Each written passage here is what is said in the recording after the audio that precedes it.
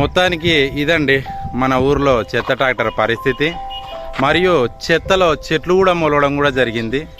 అంటే దీన్ని ఎన్ని నెలల నుంచి ఇలా సిలుం పట్టేటట్టు ఇక్కడ పెట్టినారో మీరు చూసి దీన్ని అర్థం చేసుకోగలుగుతారు. అయితే ట్రాక్టరు పెచ్చులు కూడా ఊడిపోయాయండి. ఈ ట్రాక్టర్లో ఈ చెత్త పెట్టడం వల్ల ఈ పెచ్చులు కూడా ఊడిపోయి ఈ ట్రాక్టర్ మొత్తానికి శిథిలావస్థకు చేరింది. అందరికీ నమస్కారం. నేను బి మురళీధర్ రాజు. అయితే ఈరోజు నేను చెప్పొచ్చే విషయం ఏంటంటే, మరి పైన చూస్తున్నారు కదా, మీర్జాపూర్ గ్రామ పంచాయతీ కార్యాలయం. గ్రామం మీర్జాపూర్, విలేజ్ మండలం కోస్గి మరియు జిల్లా నారాయణపేట.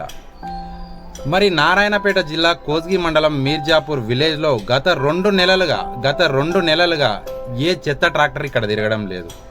ప్రతి ఇంటి ముందు చెత్తలు కుప్పలుగా పడ్డాయండి. చెత్త కుప్పలుగా పడ్డాయి. మరి ఇక్కడ మనం పైన చూస్తున్నటువంటి ట్రాక్టర్ చూస్తున్నారు మీరు. ఆ ట్రాక్టర్లో చెత్త వేసి దాదాపు 2 నెలల పైగా అవుతుందండి. మరి ఈ విషయం గురించి నేను ఇక్కడ ఊర్లో ఉన్న ప్రజల్ని అడిగి తెలుసుకున్న విషయాన్ని మీకు ముందు ఇప్పుడు నేను వినిపిస్తాను, వినండి పైన. ఇక అయితే మనం చూసుకున్నట్టయితేనండి, ఇక్కడనే పక్కనే ఇండ్లు కూడా ఉంటున్నాయండి. చాలామంది ఇండ్లు ఉన్నారు, పేదవారు ఉన్నారు. వారు క్రిములతో మురికితో చిన్న పిల్లల అనారోగ్యం పాలయ్యి ఎన్ని ఇబ్బందులు పడుతున్నారో వారి మాటల్లోనే మనం తెలుసుకుందాం. మన ముందర ఉన్నారు భాస్కర్ రెడ్డి గారు. చెప్పండి, మీకు ఈ చెత్త నుంచి ఏమన్నా ప్రాబ్లం అవుతుందా? పిల్లలు లేస్తలే. ఈ చెత్త దాదాపుగా ఎన్ని రోజుల నుంచి ఇక్కడ ఉంది? 2 నెలలు అవుతుంది. 2 నెలల నుంచి ఈ ట్రాక్టర్ ఇలాగే ఉంది, చెత్త పైన ఇలాగే చెట్లు మొలిచినాయా? మరి మీరు అధికారులకు ఏమి చెప్పలేదా? గ్రామ పంచాయతీ కార్యదర్శికి కానీ, మరి అక్కడ కారోబార్లకు కానీ ఇక్కడ చెత్త తీయండి అని చెప్పి మీరు ఏమన్నా చెప్పలేదా? ఎవరు పట్టించుకోవడం లేదు. మరి ఈ వీడియో చూశారు కదా. ఈ నిర్లక్ష్యంగా పనిచేస్తున్నటువంటి అధికారులపైన పై అధికారులు ఖచ్చితంగా చర్య తీసుకోగలరని నేను కోరుకుంటా ఉన్నాను.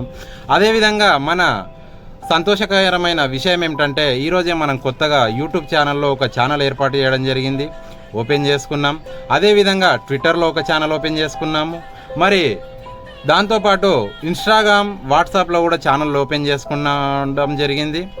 మరి అదేవిధంగా సంతోషకరమైన విషయం ఏమిటంటే, మనకు వేటివ్ న్యూస్లో కూడా న్యూస్ రిపోర్టర్గా కూడా ఛాన్స్ రావడం జరిగింది. వేటివ్ న్యూస్లో న్యూస్ రిపోర్టర్ కూడా ఛాన్స్ రావడం జరిగింది. ఖచ్చితంగా ఈ సమస్యలన్నీ నేను ప్రజల దృష్టికి తీసుకెళ్ళగలుగుతాను, అధికారుల దృష్టికి తీసుకెళ్ళగలుగుతాను.